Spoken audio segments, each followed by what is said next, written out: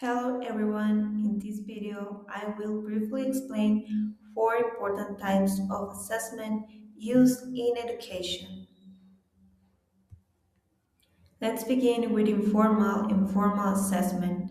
Informal assessment happens naturally during the learning process. It is not usually graded and allows teachers to monitor students' understanding in real time.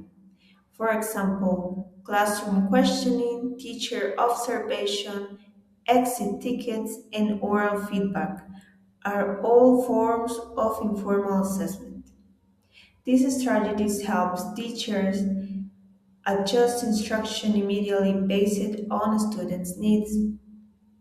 In contrast, formal assessment is planned and structured. It uses specific tools to measure students' achievement and is typically graded and documented.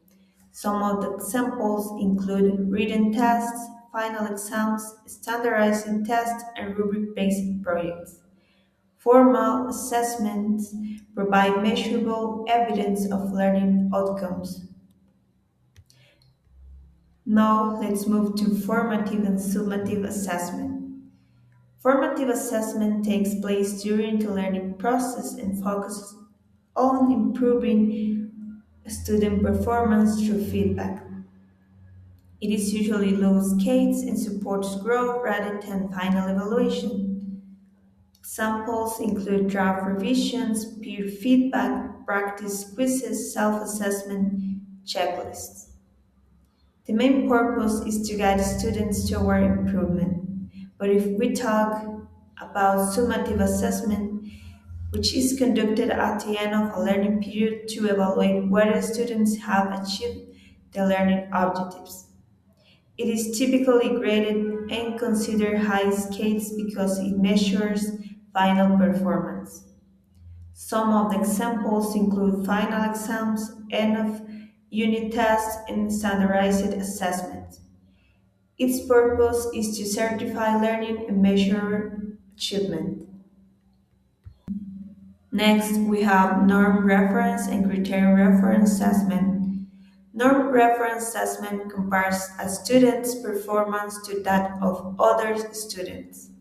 The goal is ranking, and some of the examples are admission tests and percentile-based standardized exams show how a student performs in relation to a group.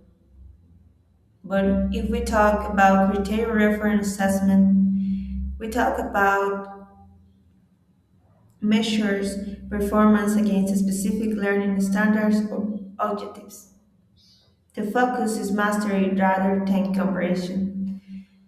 Some of the examples include rubric-based essays, competency checklists, and skills-based evaluations.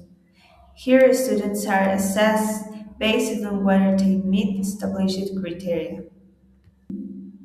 Finally, we have alternative assessment, which refers to non-traditional methods that evaluate learning through authentic and performance-based tasks.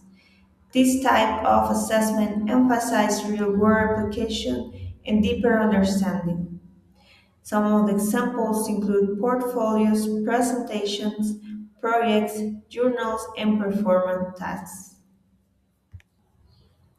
Assessment is not simple a tool for measuring learning, but a fundamental component of the teaching and learning process. While some assessments measure achievement, others support growth and reflection. So a balanced approach allows teachers to evaluate and enhance student learning effectively. Thank you for watching. See you next time.